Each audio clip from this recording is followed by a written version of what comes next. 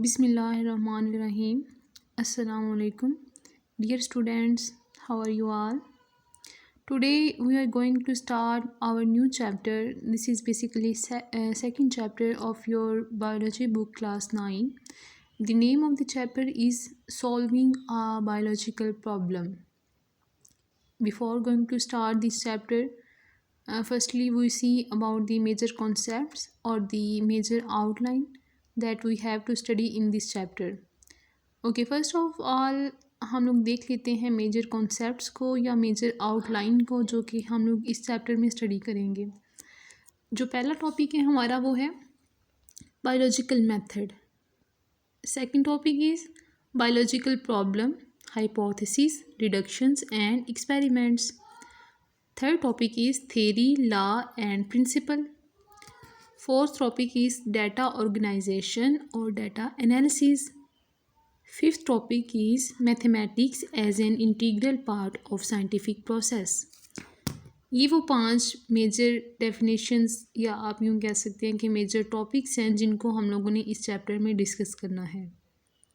सबसे पहले हम लोग देख लेते हैं कि बायोलॉजिकल मेथड क्या होता है, इसके बारे में स्टडी करेंगे। नेक्स्ट, बायोलॉजिकल प्रॉब्लम क्या है, हाइपोथेसिस या डिडक्शंस जो होती हैं, जो बायोलॉजिकल प्रॉब्लम है उसको हम लोग सॉल्व कैसे करते हैं, वो प्रॉब्लम उसकी जो रीज़न क्या है, हाइपोथेसिस जो है हमारे पास मफरूज़ा वो कैसे बनाते हैं, डिडक्शंस और एक्सपेरिमेंट्स क्या होते हैं, थ्योरी, लॉ और प्रिंसिपल कैसे बनाए जाते हैं, डाटा को किस तरह से गैदर किया जाता है, फिर उसको किस तरह से ऑर्गेनाइज़ किया जाता है, फिर उसको किस तरह से एनालाइज़ किया जाता है। ये सारी चीज़ें हम लोग इस चैप्टर में पढ़ेंगे वन बाय वन।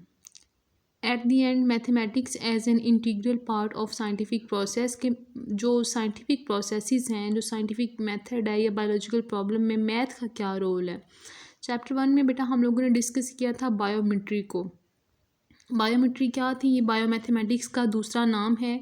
इसमें हम लोगों ने, अगर आपको याद हो तो, ये चीज़ डिस्कस की थी कि बायोलॉजी के अंदर जो डिफरेंट प्रॉब्लम्स होती हैं उनकी जो कैलकुलेशंस करनी होती है वो हम लोग किस तरह से करते हैं। वो हम लोग मैथमेटिक्स के फार्मूलाज को यूज़ करके बायोलॉजिकल प्रॉब्लम्स को सॉल्व करने के लिए उसकी जो कैलकुलेशंस करते हैं वहाँ पे मैथमेटिक्स का यूज़ करते हैं। मैथमेटिक्स के जो प्रिंसिपल्स होते हैं उनको फॉलो करते हैं। मैथमेटिक्स के जो हमारे पास फार्मूलाज होते हैं उनको फॉलो करते हुए हम लोग रिज़ल्ट लेते हैं अपने। Okay, let's start the chapter. सबसे पहले हम लोग चैप्टर की जो इंट्रोडक्शन है या जो उसका हेडिंग है उसके बारे में, चैप्टर के नेम के बारे में बात कर लेते हैं। चैप्टर का नेम है सॉल्विंग आ बायोलॉजिकल प्रॉब्लम, कि बायोलॉजिकल प्रॉब्लम को किस तरह से सॉल्व करना है हमने। तो हम लोग ये इस चैप्टर में देखेंगे कि बायोलॉजिकल प्रॉब्लम, सबसे पहले तो हमें ये पता होना चाहिए कि बायोलॉजिकल प्रॉब्लम है क्या। नेक्स्ट हम लोग उसका सोल्यूशन फाइंड आउट करेंगे ना, तो सबसे पहले हमें ये पता होना चाहिए। तो बायोलॉजिकल प्रॉब्लम ये जो 2 वर्ड्स यहाँ पे लिखे हुए हैं, first one is biological, second one is problem. Biological मतलब रिलेटेड टू बायो, प्रॉब्लम का मतलब तो आपको पता है ना, कोई भी प्रॉब्लम, कोई भी मसला। बायोलॉजिकल मतलब रिलेटेड टू बायोलॉजी, बायोलॉजी से रिलेटेड। बायोलॉजी क्या है हमारे पास, अब चैप्टर 1 अपना रिकॉल करें। चैप्टर 1 के इंट्रोडक्शन में हम लोगों ने बायोलॉजी की बात की थी कि what is biology. Biology is basically the branch of science which deals with the study of life. Bio science की वो ब्रांच है जिसमें हम लोग ज़िंदगी के बारे में पढ़ते हैं। तो मैंने यहाँ पे क्या टर्म यूज़ की, साइंस। साइंस की ब्रांच है बायोलॉजी। तो साइंस का हमें पता होना चाहिए सबसे पहले कि साइंस क्या है, व्हाट इज़ साइंस। तो आपको क्वेश्चन पे जो पेपर में पूछा जा सकता है, short question as what is science और डिफाइन साइंस। तो आप लोगों ने अब क्या करना है, साइंस को हम लोग किस तरह से आंसर कर सकते हैं। ये जो मैंने आपकी डेफिनेशन यहाँ पे लिखी हुई है, आप लोगों ने इस डेफिनेशन को पेपर में एज इट इज़ लिखना है। Okay, science is systemised knowledge. Science क्या है हमारे पास, एक सिस्टमाइज्ड नॉलेज है। और ये कहाँ से आता है, सिस्टमाइज्ड नॉलेज मीन एक ऐसा नॉलेज जिसको हम लोग प्रॉपर सिस्टम में रहते हुए पढ़ते हैं, जिसके अंदर सारी की सारी चीज़ें जो होती हैं वो ऑर्गेनाइज फॉर्म में मौजूद होती हैं। Science is systemised knowledge. Science एक सिस्टमाइज्ड नॉलेज है और ये कहाँ से आता है, derived from observations and experiments. जिसको हम लोग ऑब्जर्वेशंस और एक्सपेरिमेंट से गेन करते हैं, हासिल करते हैं। ऑब्जर्वेशंस के बारे में आप लोगों को पहले पता है।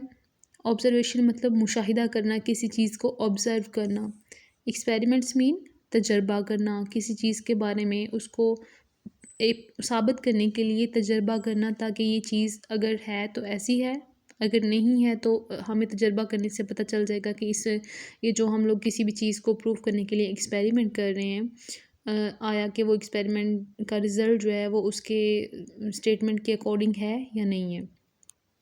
तो साइंस हमारे पास क्या है, इसको रिवाइज कर लें मेरे साथ। Science is systemised knowledge derive from observation and experiments. Science एक ऐसा नॉलेज है जिसको हम लोग ऑब्जर्वेशन और एक्सपेरिमेंट से लेते हैं। और ये कैसा नॉलेज है, ये कोई कॉमन नॉलेज नहीं है, ये प्रॉपर एक नॉलेज है जिसको हम लोग सिस्टमाइज्ड नॉलेज कहते हैं। Science is systemised knowledge derive from observation and experiments. Next question है कि हम लोग इसको स्टडी क्यों करते हैं, क्या रीज़न है इसको स्टडी करने की, क्या इसको स्टडी करना बहुत इम्पोर्टेंट है हमारे लिए। इसको स्टडी किए बगैर क्या हम लोग मतलब एक प्रोग्रेस जो है उसको अचीव नहीं कर सकते, क्या प्रॉब्लम है, क्या इसको स्टडी करने की मेन रीज़न क्या है। तो हम लोग साइंस को इसलिए स्टडी करते हैं ताकि हम लोग जो नेचर के प्रिंसिपल्स हैं उनको हम लोग अच्छी तरह से समझ लें।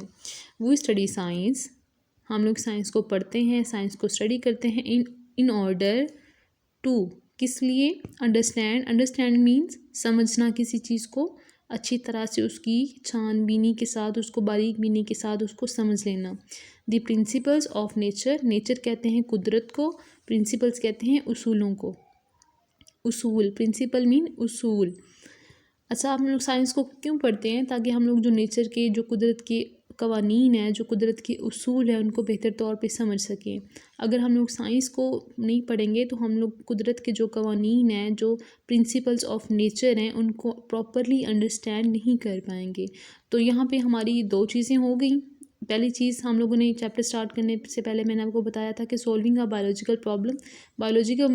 Biological means related to bio, related to biology, related to life. Problem का मतलब क्या होता है, कोई भी मसला। बायो क्योंकि साइंस की ब्रांच थी तो हमें पहले ये हमारे लिए ज़रूरी था कि हम लोग साइंस को पढ़ लें कि साइंस क्या है। साइंस के बारे में हमने बात की कि साइंस एक सिस्टमाइज्ड नॉलेज है जो कि हम लोग ऑब्जर्वेशंस और एक्सपेरिमेंट से हासिल करते हैं। अगला क्वेश्चन था कि साइंस को पढ़ना क्यों ज़रूरी है। साइंस को पढ़ना हमारे लिए इसलिए ज़रूरी है ताकि हम लोग प्रिंसिपल्स ऑफ नेचर को अंडरस्टैंड कर पाएँ बेहतर तौर पर। यहाँ तक हमारे पास बायोलॉजिकल तक जो हमारा ये टर्म थी, ये हमारी क्लैरिफाई हो चुकी है। नेक्स्ट हम लोग आ जाते हैं कि बायोलॉजिकल प्रॉब्लम क्या है। What is biological problem. Biological problem क्या है हमारे पास। The question which is related to living things is called biological problem. कोई भी एक ऐसा क्वेश्चन, कोई भी एक ऐसा सवाल जो जिसका ताल्लुक़ किसी जानदार से हो, किसी ज़िंदा चीज़ के साथ हो, उसको हम लोग बायोलॉजिकल प्रॉब्लम कहते हैं। मिसाल के तौर पे अगर खुदा न खास्ता आपको मलेरिया हो जाता है, तो मलेरिया क्या है, ये हमारे लिए एक प्रॉब्लम ही है ना। तो ये इसको बायोलॉजिकल प्रॉब्लम क्यों कहा जा रहा है, क्योंकि ये ज़िंदा जानदारों के अंदर होने वाला प्रॉब्लम है। जी, कोई भी एक ऐसा क्वेश्चन जो किसी भी ज़िंदा जानदार से रिलेट करता हो, जिसका ताल्लुक़ किसी भी ज़िंदा जानदार चीज़ के साथ हो, उस क्वेश्चन को हम लोग बायोलॉजिकल प्रॉब्लम कहेंगे। ये जो बायोलॉजिकल प्रॉब्लम है, ये किसी इंसान के पूछने की वजह से भी हो सकता है या फिर बायोलॉजिस्ट के माइंड में खुद ब खुद आ सकता है। It is either asked by someone, एक कोई भी इसको पूछ सकता है, और comes in biologist mind itself, या जो बायोलॉजिस्ट हैं उनके माइंड में खुद ब खुद ये आ सकता है। जैसे मैंने अभी बात की मलेरिया की। मलेरिया एक बुखार मतलब मलेरिया की वजह से जो ये मॉस्कीटो का मच्छर काटने की वजह से जो बुखार होता है उसको हम लोग मलेरिया कहते हैं। ये मलेरिया हुआ है तो इंसान के अपने दिमाग के अंदर भी ये बात आ सकती है कि मुझे मलेरिया है, तो मेरे साथ ये कोई प्रॉब्लम चल रहा है कि जिसकी वजह से मुझे बुखार हुआ है। ये बायोलॉजिस्ट के माइंड में खुद ब खुद आने वाली चीज़ है। हम लोग क्योंकि इंसान हैं तो हम लोग खुद भी सोच विचार करते हैं, या कोई भी हमें पूछता है कि भाई अगर आपको बुखार हो गया है, अगर आपको ठंड की वजह से बुखार हो गया है, तो आप क्या करें कि मेडिसिन लें या डॉक्टर के पास जाके अपना जो है ट्रीटमेंट करवाएं। तो ये एक बायोलॉजिकल प्रॉब्लम है जिसको हम लोगों ने खुद भी इंडिकेट कर सकते हैं, या फिर कोई बायोलॉजिस्ट जो है वो इसको इंडिकेट करता है। नेक्स्ट हमारा क्वेश्चन है कि बायोलॉजिकल मेथड क्या होता है। अब बायोलॉजिकल प्रॉब्लम के बारे में हमने बात कर ली कि ऐसा question which is related to living organisms या living things, that question is called biological problem. अब बायोलॉजिकल प्रॉब्लम को सोल्व भी तो करना है ना, उसको हम लोग ऐसे तो नहीं छोड़ सकते हैं बायोलॉजिकल प्रॉब्लम को। तो बायोलॉजिकल प्रॉब्लम को सोल्व करने के लिए हमें जिस चीज़ की ज़रूरत होती है, जो हमारे पास एक मेथड होता है, उस मेथड को हम लोग साइंटिफिक मेथड कहते हैं। जिस तरह से केमिस्ट्री, फिज़िक्स या मैथमेटिक्स के अंदर न्यूमेरिकल्स को सॉल्व करने के लिए एक फार्मूला होता है, ये biological method basically biological problem को सॉल्व करने का एक फार्मूला है। तो देखते हैं कि बायोलॉजिकल मेथड क्या है। The scientific method which is used to solve a biological problem is called biological method। यहाँ पे मैंने टर्म यूज़ की है साइंटिफिक।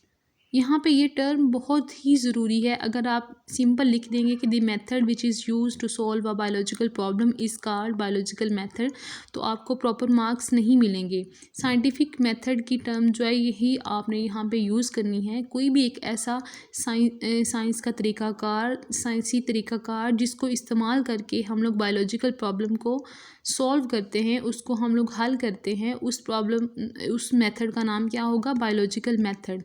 तो अब हमें ये भी पता चल गया कि बायोलॉजिकल मेथड क्या होता है। पहले बायोलॉजिकल प्रॉब्लम होता है। बायोलॉजिकल प्रॉब्लम का जो वो इंसान के माइंड में ख़ुद ब खुद आ सकता है या कोई और इंसान पूछे तब उसके माइंड में ये चीज़ आती है।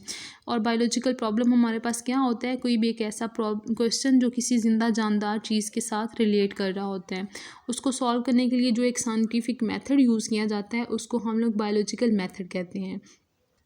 अच्छा, नेक्स्ट हमारे पास है हु यूज़ साइंटिफिक मेथड। कौन लोग हैं जो साइंटिफिक मेथड को यूज़ करते हैं? साइंटिफिक जो मेथड है या बायोलॉजिकल मेथड, ये बायोलॉजिकल और साइंटिफिक मेथड ऑलमोस्ट सेम चीज़ें हैं। तो बायोलॉजिकल मेथड को कौन लोग यूज़ करते हैं? बायोलॉजिकल मेथड को यूज़ करते हैं साइंटिस्ट। साइंसदान कौन कौन से हो सकते हैं? वो केमिस्ट हो सकते हैं, कीमियादान जो केमिस्ट्री के अंदर एक्सपर्ट होते हैं, बायोलॉजिस्ट जो कि बायो के अंदर एक्सपर्ट होते हैं, जिंदा जानदार चीज़ों को स्टडी करने वाले होते हैं, और फिजिस्ट होते हैं, ये फिज़िक्स के अंदर जो एक्सपर्ट होते हैं। इस तरह के सारे जो साइंटिस्ट हैं वो बायोलॉजिकल मेथड को यूज़ करते हैं। अब क्वेश्चन नेक्स्ट ये है कि बायोलॉजिकल या साइंटिफिक मेथड को कहाँ कहाँ पे यूज़ किया जाता है। पहले हम लोगों ने ये बात की कि इसको कौन लोग यूज़ करते हैं। इसको बायोलॉजिस्ट यूज़ करते हैं, फिजिस्ट यूज़ करते हैं और केमिस्ट यूज़ करते हैं। अब नेक्स्ट हम लोग ये पता करने जा रहे हैं कि बायोलॉजिकल जो मेथड है कहाँ कहाँ पे इस्तेमाल होता है। तो ये कहाँ पे इस्तेमाल होता है? First one, advancement in medicine के अंदर जो एडवांस चीज़ें आ रही हैं, मतलब पहले जो मेडिसिन्स होती थी वो देसी मेडिसिन्स होती थी जो कि हमारे पास हर्ब्स वगैरह से हम लोग जड़ी बूटियों से इलाज करते थे। तो जो आजकल की मेडिसिन्स हैं वो एडवांस हैं। पहले अगर किसी इंसान को बुखार होता था तो उसका देसी जड़ी बूटियों के साथ इलाज किया जाता था।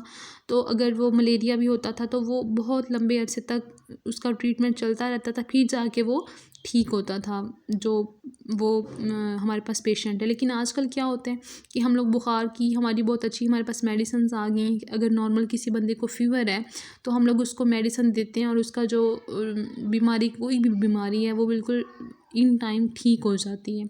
नेक्स्ट हमारे पास इकोलॉजी के अंदर हम लोग साइंटिफिक मेथड या बायोलॉजिकल मेथड को यूज़ करते हैं। अब हमारे पास इकोलॉजी क्या है?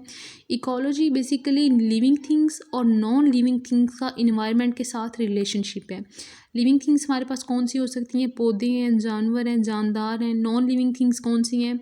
हवा, पानी, रोशनी, ये सारी नॉन लिविंग थिंग्स हैं।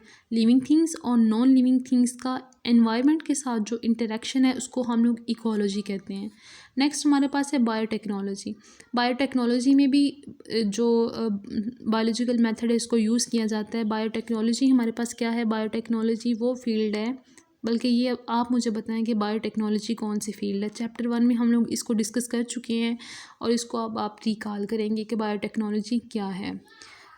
लास्ट पे हमारे पास है पब्लिक यूज़ हमारे लिए, मतलब पब्लिक यूज़ में भी बायोलॉजिकल मेथड को यूज़ किया जाता है। इसकी एग्जांपल हम लोग यूँ ले सकते हैं कि जैसे हम लोग कोई भी लेट्स सपोज कि अगर आपने कभी देखा है कि जो आटा पिसवाने वाली मशीन होती है वहाँ पे जब हम लोग चले जाते हैं आटा ले अपनी गंदम लेके, तो वहाँ पे कहा जाता है कि इसकी सफाई करनी है। इसके अंदर जो स्टोन्स हैं, जो डस्ट पार्टिकल्स हैं, उनको आप प्यूरिफाई करना है।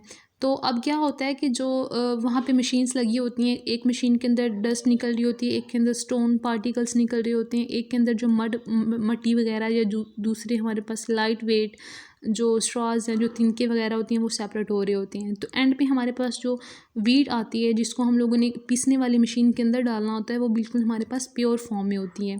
तो वो प्योर फॉर्म में कैसे आई? क्योंकि उसने डिफरेंट स्टेप्स को फॉलो किया। ठीक है, इसी तरह से जो हमारे पास बायोलॉजिकल प्रॉब्लम से लेके बायोलॉजिकल मेथड तक का जो सफ़र होता है, वो डिफरेंट स्टेप से होके गुजरता है। तो एंड पे जो हमारे पास डाटा होता है, वो बिल्कुल एक प्योर फॉर्म में डाटा होता है, और वो पब्लिक यूज़ के लिए होता है, ताकि लोगों को अवेयरनेस दी जाए कि ये बीमारी अगर हो गई है तो इसको आपने किस तरह से ट्रीट करना है।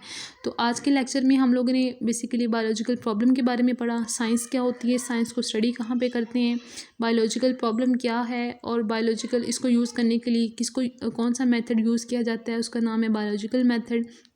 बायोलॉजिकल मेथड कहाँ पे यूज़ होता है, ये 4 पॉइंट्स है। ये शॉर्ट क्वेश्चन आपको पेपर में पूछा जा सकता है कि कहाँ कहाँ पे हम लोग बायोलॉजिकल मेथड को यूज़ करते हैं, तो आपने ये 4 पॉइंट्स बता देने हैं वहाँ पे। और नेक्स्ट जो है कि बायोलॉजिकल जो हमारे पास साइंटिफिक मेथड है, उसको कौन कौन लोग यूज़ करते हैं, तो आपने बता देना है। इंशाल्लाह नेक्स्ट चैप्टर में हम लोग इसका जो लेक्चर में हम लोग पढ़ेंगे, इसका नेक्स्ट जो कंटिन्यू करेंगे। अगला जो टॉपिक है, ये जो शॉर्ट क्वेश्चंस मैंने आपको बताए हैं, इनको आप लोगों ने एज इट इज़ अपनी नोटबुक्स के ऊपर नोट्स की फॉर्म में, या जो जिस तरह भी आप लोग बना रहे हैं, उनको आपने नोट डाउन कर लेना है। और अगर कोई भी क्वेश्चन होता है तो आप कमेंट्स में पूछ सकते हैं। थैंक यू, अल्लाह हाफिज़।